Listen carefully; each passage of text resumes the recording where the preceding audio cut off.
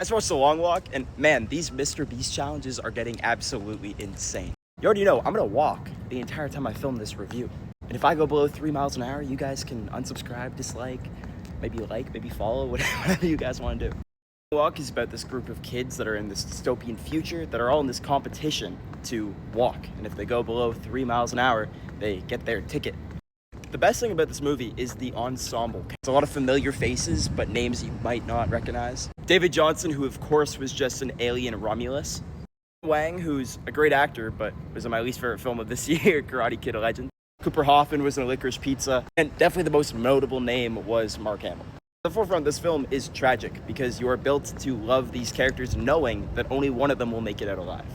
Even though this film has a runtime of 108 minutes, you are still able to meet all these kids and you're able to see their crazy backstory, and they still are able to make it very entertaining.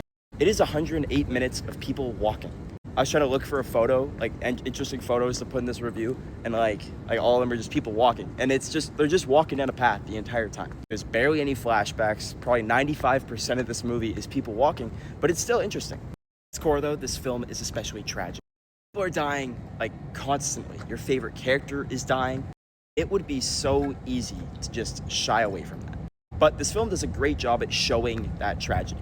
Making each of these deaths, even if it's a minimal character that only shows up for 5 seconds, they're making that death important. I would just expect them to cut away from some of these deaths, but no, they show them. But the best thing that this film does is it gives you empathy for what these guys are going through. But I had to go to the washroom, during this bathroom, Canada, but I had to go to the washroom, and I was like, dude, I can't go. These guys are walking, they're risking their life, walking 3 miles an hour. I can hold it. There were times that I was audibly groaning because of just how disastrous and tragic these the things that these characters were going through. Walking 3 miles an hour, doing it right now, it's fine. But if I did that for 10 days, I couldn't imagine what happened. But this movie helps you imagine exactly what would happen. Performances are also fantastic. I mean, David Johnson and Cooper Hoffman, they portray such a fresh and unique friendship. Dude, you don't want anything to happen to this pair. And dude, I feel like I'm being followed right now. This guy's following me for I think they're just a Stewie Reviews fan. Dude, Mark Hamill has portrayed some of the best villains. If you thought his Joker was good, just watch this guy in this. He's so evil.